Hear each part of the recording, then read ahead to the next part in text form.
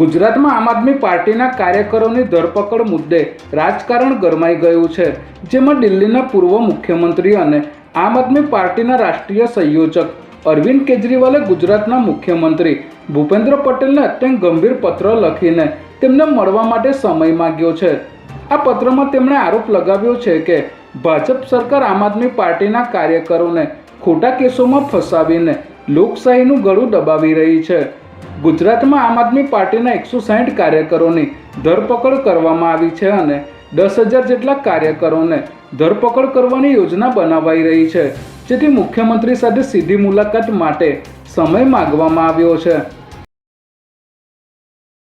આજે હનુમાન જયંતિ નિમિત્તે શહેરના દરેક હનુમાનજી મંદિરો ખાતે ભક્તોની ભારે ભીડ જોવા મળી રહી છે, ત્યારે શહેરના શાહીબાગ વિસ્તારમાં આવેલા કેમ્પ હનુમાન મંદિર ખાતે પણ મોટી સંખ્યામાં ભક્તોનું ઘોડાપૂર ઉમટી પડ્યું હતું।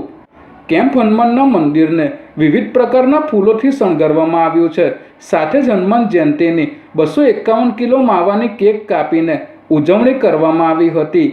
અહીં વહેલી સવારથી સુંદરકાંડ પાઠ, મારુતિ યજ્ઞ સહિતના ધાર્મિક કાર્યક્રમો યોજાયા હોવાથી મંદિરમાં ભક્તિમય માહોલ જોવા મળ્યો હતો। કડી કલ્યાણપુરા રોડ પર મોડી રાત્રે ગમખ્વાર અકસ્માત સર્જાયો હતો, જેમાં રોડ નિર્માણ કાર્યમાં રોકાયેલા મજૂરોના 2 બાળકો પર જેસીબી મશીન ફરી વળતા બંનેનું ઘટના સ્થળે જ કરુણ મોત નીપજ્યું હતું। જેસીબીનો ચાલક કપચીનો માલ નાખવા માટે રોડ પર રિવર્સ લઈ રહ્યો હતો, તે સમયે રોડ કિનારે સૂઈ રહેલા 2 સગા ભાઈઓ જેસીબી નીચે આવી જતા મશીન તેમના પર ફરી વળ્યું હતું, જે બાદ માતા પોતાના દીકરાઓની લાશ સાથે 10 કલાકથી પણ વધારે રોડ પર જ બેસી રહી હતી।